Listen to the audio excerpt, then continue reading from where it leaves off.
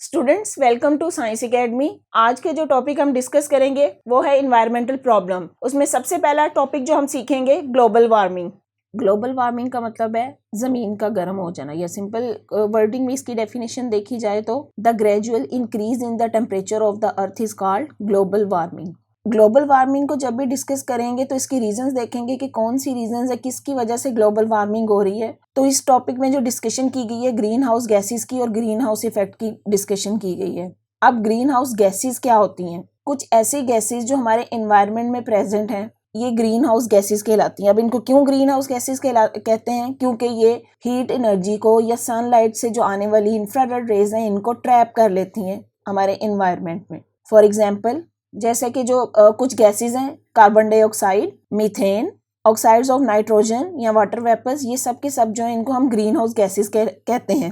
अब यहाँ पे जैसे डायग्राम में देखें, ये हमारा जो है वो अर्थ का एनवायरनमेंट शो किया गया है। यहाँ से सनलाइट आ रही है और कुछ गैसेस जो हमारे एनवायरनमेंट में है ग्रीन हाउस गैसेस, जैसे मीथेन है, कार्बन डाइऑक्साइड है, क्लोरोफ्लोरोकार्बन्स है, ऑक्साइड्स ऑफ नाइट्रोजन है, ये इस हीट को ट्रैप कर लेते हैं। किस तरीके से ट्रैप करते हैं ये थोड़ी सी एक्सप्लेनेशन में देती हूँ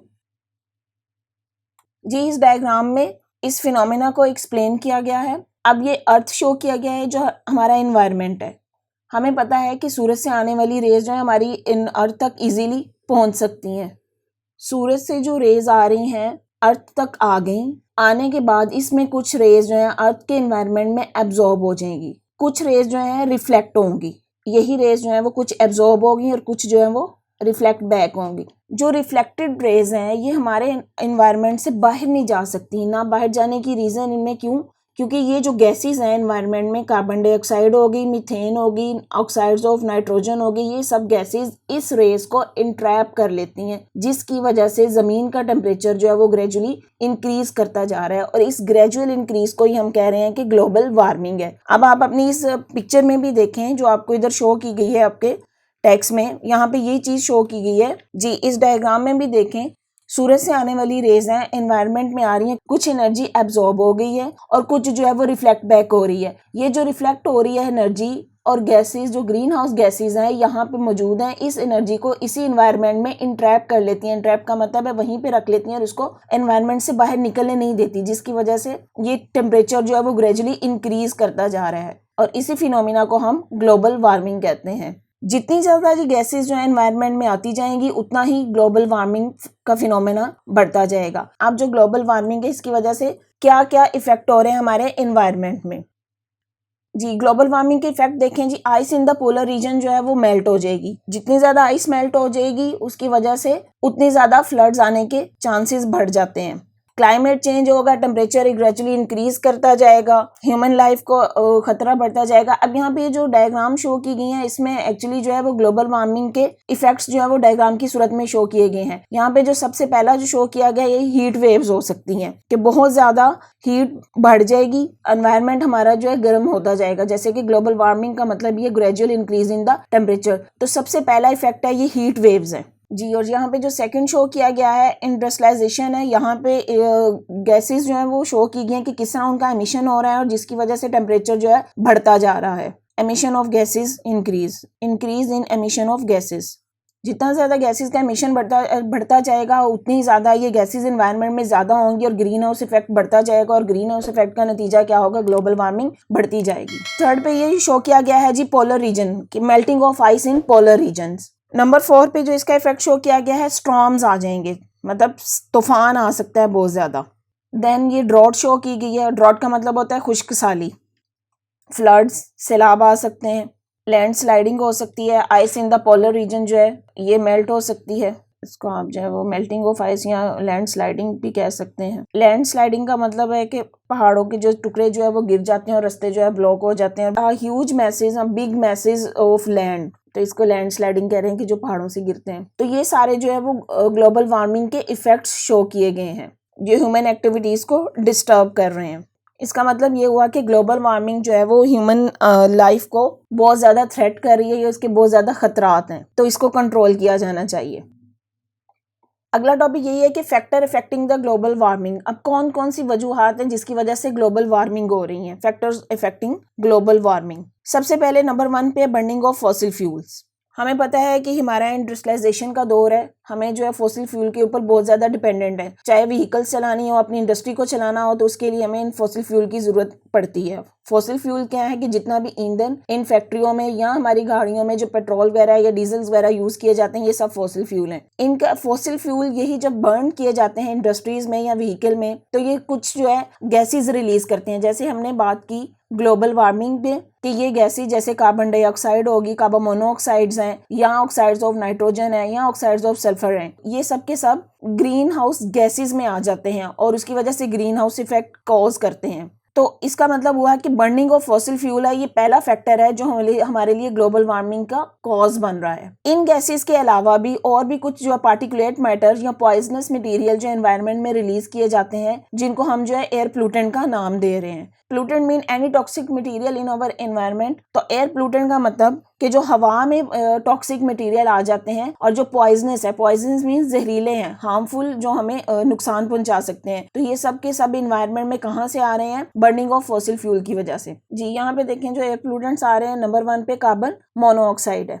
कार्बन डाइऑक्साइड और कार्बन मोनोऑक्साइड में क्या डिफरेंस है? अगर आप इनका फार्मूला देखें, कार्बन मोनोऑक्साइड, मोनो का मतलब होता है 1, कार्बन के साथ एक ऑक्सीजन का मॉलिक्यूल या एटम है तो इसको कार्बन मोनोऑक्साइड बोलेंगे। और जबकि कार्बन डाइऑक्साइड में ऑक्सीजन के 2 आइटम्स आ जाते हैं, CO2, ये कार्बन डाइऑक्साइड गैस है। कार्बन डाइऑक्साइड गैस ज्यादा डेंजरस नहीं है, लेकिन कार्बन मोनोऑक्साइड जो है वो बहुत ज्यादा डेंजरस गैस है। अब अगर एनवायरनमेंट में कार्बन मोनोऑक्साइड आ रही है तो ये ह्यूमन को किस तरह से डिस्टर्ब कर रही है? इसके इफेक्ट्स क्या हो सकते हैं? ये डिजीनेस कॉज कर सकती है। दूसरा इफेक्ट इसका ये ब्रेन डैमेज कर सकती है। तीसरा इफेक्ट है रिस्पायरेटरी डिसऑर्डर्स कर सकती है, मीन्स सांस लेने की बीमारियां हो सकती हैं, रेस्पिरेटरी डिसऑर्डर्स। अगर इंसान कार्बन मोनोऑक्साइड को इनहेल कर ले तो ये सब प्रॉब्लम्स आ सकती हैं। और कार्बन मोनोऑक्साइड जो ह्यूमन ब्लड में ऑक्सीजन है उसको रिप्लेस कर देती है। उसके बाद जो एनवायरनमेंट में और एयर प्लूटेंट्स की बात की गई है, ऑक्साइड्स ऑफ नाइट्रोजन या ऑक्साइड्स ऑफ सल्फर की बात की गई है। ऑक्साइड्स ऑफ नाइट्रोजन को हम NOx भी बोलते हैं। NOx का मतलब है या नाइट्रोजन डाइऑक्साइड हो सकता है या नाइट्रोजन ट्राइऑक्साइड हो सकता है। देन सल्फर डाइऑक्साइड भी एक गैस है, पॉइजनस मटेरियल है। बेसिक इनका जो शो किया गया है, ये दोनों मिलके एसिड रेन कॉज करती हैं। एसिड रेन जिसको आप तेजाबी बारिश भी कहते हैं। इसके अलावा जो सल्फर डाइऑक्साइड है वो और कौन से प्रॉब्लम्स क्रिएट करती है? ये भी रिस्पायरेटरी प्रॉब्लम क्रिएट करती है, सांस लेने में दुश्वारी आ सकती है, लंग कैंसर कॉज कर सकती है अगर इनहेल कर ली जाए तो, और निमोनिया भी कॉज कर सकती है। जी तो अब देखें ये डिफरेंट गैसेस हैं, ये एयर प्लूटेंट भी हैं। एक तो ये जो है ग्लोबल वार्मिंग का कॉज भी बन रही हैं, इसके अलावा ये ह्यूमन हेल्थ को बुरी तरह से इफेक्ट कर रही हैं। इसी तरह अगला फैक्टर जो आ रहा है डिफॉरेस्टेशन। फॉरेस्टेशन का मतलब होता है जंगलात, और डी का मतलब होता है उस चीज की कमी होता है ना, जो उसको काट देना। तो डिफॉरेस्टेशन नंबर 2 पे है, deforestation. The destruction of forest as a result of the human activities is called deforestation. Human activities की वजह से जंगलात की कटाई को हम डिफॉरेस्टेशन कहते हैं। अब डिफॉरेस्टेशन के भी हार्मफुल इफेक्ट होते हैं, एडवर्स इफेक्ट है एनवायरनमेंट पे। ये भी एक मेजर रीजन है ग्लोबल वार्मिंग की। जैसे जैसे जंगलात कम होते जाएंगे हमारे एनवायरनमेंट में, उतनी ज्यादा पोल्यूशन बढ़ती जाएगी। हमें पता है कि हम इन जंगलात को नेचुरल लंग्स बोलते हैं। लंग्स का काम क्या है? हमारी बॉडी में जैसे लंग्स का काम है कि उन्होंने हमें ऑक्सीजन प्रोवाइड करनी है और कार्बन डाइऑक्साइड को हमारे अंदर से रिमूव कर देना है, इसी तरह से फॉरेस्ट का काम क्या है? अपने एनवायरनमेंट में जितनी कार्बन डाइऑक्साइड है उसको एब्जॉर्ब कर लेते हैं और हमें ऑक्सीजन देते हैं। और हमें ये पता है कि ऑक्सीजन हमारे लिए कितनी जरूरी है। तो जब इन जंगलात को ही हम काटते जाएंगे तो इसका मतलब है कि हम अपने लिए ऑक्सीजन कम कर रहे हैं और कार्बन डाइऑक्साइड को बढ़ा रहे हैं अपने एनवायरनमेंट में। और हमने ये बात डिस्कशन की है अभी कि कार्बन डाइऑक्साइड एक एनवायरमेंटल पोल्यूटेंट है। Then cutting of trees lead to the soil erosion. Soil erosion का मतलब है यहाँ पे जमीनी कटाव हो जाता है, जिसकी वजह से जमीन का वो हिस्सा जो जिसमें फर्टिलिटी होती है, जिसकी वजह से जमीन जरखेज होती है और पौधे उसमें बेस्ट ग्रो कर सकते हैं, वो उसकी फर्टिलिटी खत्म होती जा रही है। हाँ जी, डिफॉरेस्टेशन की वजह से एवेपोरेशन का रेट जो है कम होता जा रहा है, जिसकी वजह से बारिशें कम होती जा रही हैं। तो ये सब के सब जो फैक्टर आ जाते हैं ग्लोबल वार्मिंग में। यहाँ पे एक एक्स्ट्रा डिस्कशन दी गई है मैन मेड फॉरेस्ट की। अब एक चीज होती है नेचुरल, एक होती है मैन मेड। मैन मेड का मतलब होता है जो ह्यूमन ने खुद बनाई हो। तो छांगा मांगा is the man made forest in Pakistan, means इसको ह्यूमंस ने खुद बनाया है, आर्टिफिशियल कह सकते हैं इसको। और इसके बनाने का मतलब जंगलात अगर नेचुरली नहीं है तो आर्टिफिशियल ग्रो किए जा रहे हैं, और इसका मतलब भी कि जो मैक्सिमम बेनिफिट हम इन दरख्तों से ले सकें। थर्ड फैक्टर इसमें है ओवर पॉपुलेशन। ये हमें पता है कि हमारी आबादी जो है वो दिन ब दिन बढ़ती जा रही है। जितनी ज़्यादा आबादी बढ़ती जा रही है उतने ज़्यादा उनको रिसोर्सेज जो है वो यूज़ करने पड़ेंगे। अब जितने रिसोर्सेज यूज़ होंगे, अब रिसोर्सेज में क्या आ रहा है, ऑयल है, कोल, गैस, जो अभी हमने बात की थी इंडस्ट्रीज में यूज़ हो रही है, हमारे व्हीकल्स में यूज़ हो रही हैं। जितनी ज़्यादा ये गैसेज यूज़ होंगी और एनर्जी सोर्सेज यूज़ होंगे उतनी ही ज़्यादा ग्रीन हाउस गैसेज प्रोड्यूस होंगी। फॉसिल फ्यूल्स की अल्टीमेट इफेक्ट ही है कि ये हमारे एनवायरनमेंट को पोल्यूट कर रहे हैं, एनवायरमेंटल पोल्यूशन इंक्रीज कर रहे हैं और हमें ग्रीन हाउस गैसेस दे रहे हैं। और ग्रीन हाउस गैसेस का मतलब है कि ग्रीन हाउस इफेक्ट बढ़ता जा रहा है और ग्रीन हाउस इफेक्ट का अल्टीमेट रीजन ग्लोबल वार्मिंग है। तो इसका मतलब हुआ ओवर पॉपुलेशन। जितनी ज्यादा पॉपुलेशन बढ़ती जा रही है, आबादी बढ़ती जा रही है, उतनी ही ज्यादा हमारे एनवायरनमेंट को नुकसान होता जा रहा है due to uses of the resources and these resources create the green house gases and the ultimate effect is the global warming. The students, अगर आपको मेरे लेक्चर समझ आ रहे हैं और आपको अच्छे लगे हैं तो मेरे चैनल को सब्सक्राइब करें और अपने दोस्तों के साथ शेयर करें और बेल आइकन को दबा दें ताकि मेरी हर आने वाली न्यू वीडियो आपको अवेलेबल हो।